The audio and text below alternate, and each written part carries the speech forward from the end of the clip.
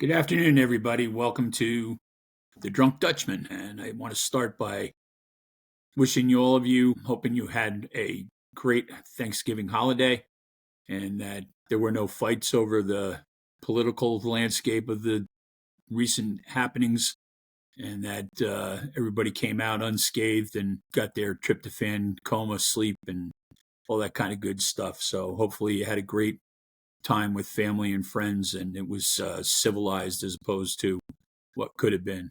Anyway, wishing you all the best. Today, I want to just talk a little bit about my opinion on what's going on with certain educational things. And this is brought about by the fact that my wife and I, the other day, last Sunday, as a matter of fact, saw we were watching 60 Minutes, and there was a little clip on there about a upstart university called the University of Austin in Texas, obviously. And they had an interesting take on some of the things that were going on in the education system. And I'm going to start by saying that, the education problem that we have in this country is not necessarily due to the educators, but I blame a lot of that on the parents. And the reason I say that is because as a parent, when you take that child in your arms for the first time, you are no longer the individual that you were. You are now something much more and something bigger than what you were prior to. You are taking on a lot more roles as educator, as mentor, as a role model. You have to take that child and not necessarily mold them in your own image. You want to kind of guide them in your beliefs, and if they have questions, you need to be there to answer those questions for them in order to be able to bring them up and be a viable part of society and be able to adhere edicts that come with that, because I see too many times in so many different places that we got a bunch of whiny little brats running around. And again, it comes down to parenting, because not for nothing, but I know parents want to be their kids' friends. Well, I can go back to when my kids were teenagers, and one of the proudest moment of my parenting career, which I'm still a parent, obviously, because I do have two children, but was when my daughter told me she hated me. I thought that was a crowning moment of my parenting skills, because that means I'm doing my job. She's not supposed to like me. I'm her parent, and she has to listen to my rules, and she has to listen to what I have to say, and she may not agree with it, and that's okay, because that's how you form opinions, and that's how you learn things.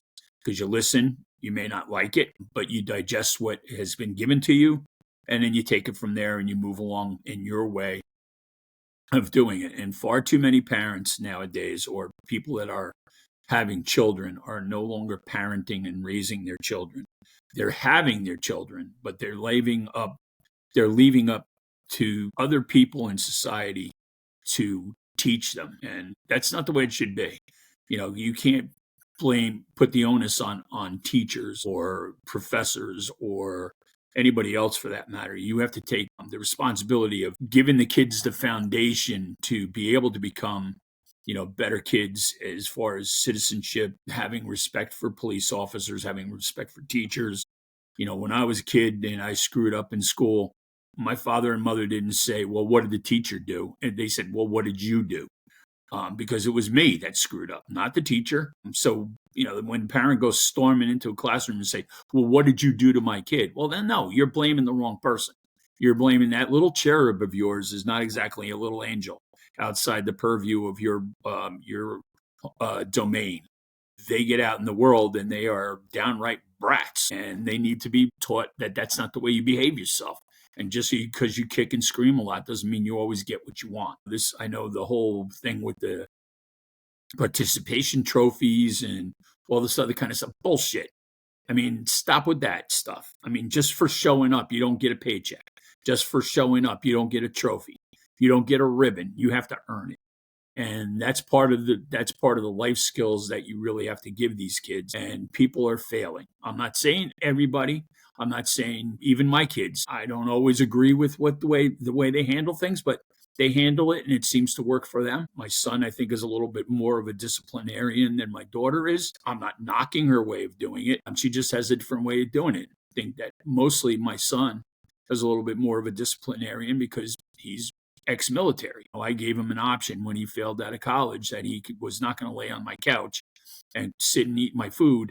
He was going to either pay me rent, get an apartment, get a full-time job and get his own apartment, or he's going to go into the military. And he chose to go to the military. And I'm proud of his decision. And as far as I'm concerned, I gave them a piece of coal and they turned him into a diamond. My daughter, she was a little more, headstrong, but she has become a successful teacher. And I'm proud of her for that. And she's, we have many conversations, my daughter and I and my wife, because my wife and I own a business that works within the school district, and my daughter's teaching, obviously a teacher. And, there's a lot of things that are being said about the education system that aren't 100% true. Do I agree in the censorship that at certain age levels, yeah, that maybe there's not appropriate books that are supposed to be in the library, but as the kids get older and the kids mature and start asking questions and you're answering those questions for the kids, because again, that's part of your parenting duties is to answer the tough questions, whether you like it or not. When little Johnny comes up to you and says, "Hey, mommy, I heard this," or "Daddy, I heard this," you got to set the record straight with the kid. And you can't just leave it up to a teacher to explain it to them because they may not give them it's not their responsibility. And they're going to see from their perspective and it may not align with your perspective.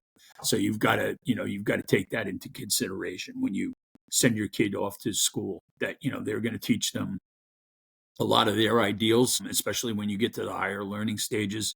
When you get into the colleges and the universities or the educational elite, if you will, academic elite, they're a lot different up there.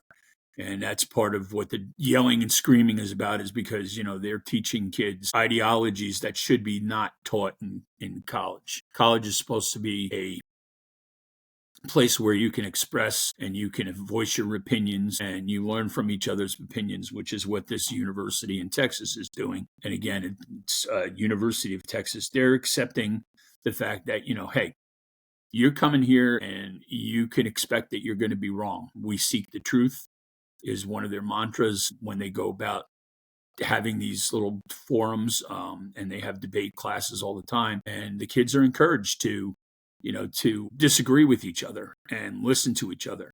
And they're taught not to equate the person with what their views are, because they might be a good person. They just have a different opinion than you. That doesn't make them that they're a bad person. It doesn't make them an idiot. It doesn't make them an asshole.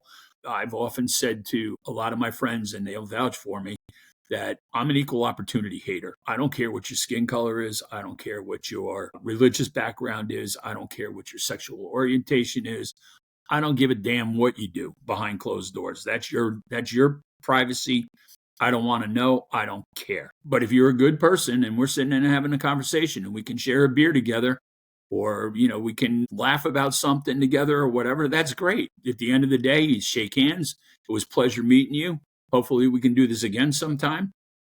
But if you're an asshole, I'm going to tell you you're an asshole. And there are plenty of those in my life, and they just come and go. But my friends generally stick around. The people that not only like me, but they actually, I don't know why, but some of them actually really like me. But anyway, long story short, the premise of the university that I was speaking of is to, give the kids the opportunity to hear each other out and hopefully become a better citizenship for this country, because quite honestly, we are not on a great path. I mean, as evidenced through the election cycle that we just came through, the name calling, the vitriol, the pure hatred for one side or the other is just, that's not beneficial to anybody. Do I like the choices? No. I've said in an earlier episode, I didn't vote for either one of them because to be honest with you, I would not trust either one of them to run my grandson's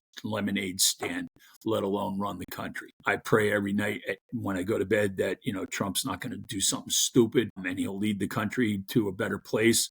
Do I think Kamala could have been any better? Hell no. But again, he's the president. I respect the office of the presidency. Biden, I didn't think was a great president. Carter wasn't a great president. You could go back a little even further. There were a lot of not borderline. They were borderline presidents, but you know what? They were the president, and I respected the fact that they were the president and that they were, in charge of our country and our safety. And that's just the way I was brought up, is that you respect the office. And I know that people will say, well, Trump didn't do that or this and that. Or there's a lot of presidents that didn't respect the office.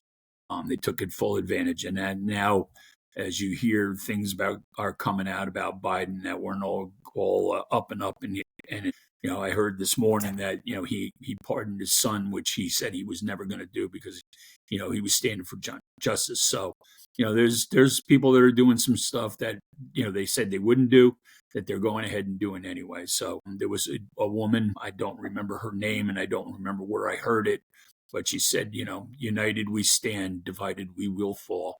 And I believe that 100%. We need to come together.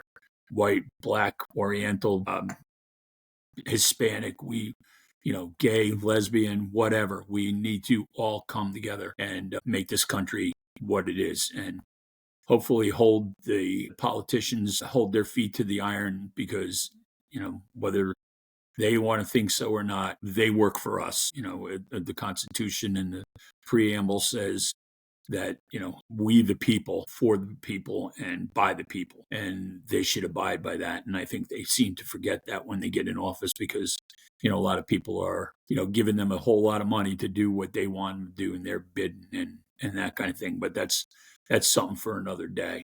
But anyway, if you get a chance, I really encourage you to take a look at this episode from 60 Minutes. It's season 57, episode 11. It's very enlightening. And, there's a lot of things there to be said about the higher learning that, especially in the universities, where they're trying to quell the First Amendment and stifle ideas that are contrary to what they believe. As they say, as they said in this little clip on 60 Minutes, it's the academic elite that is,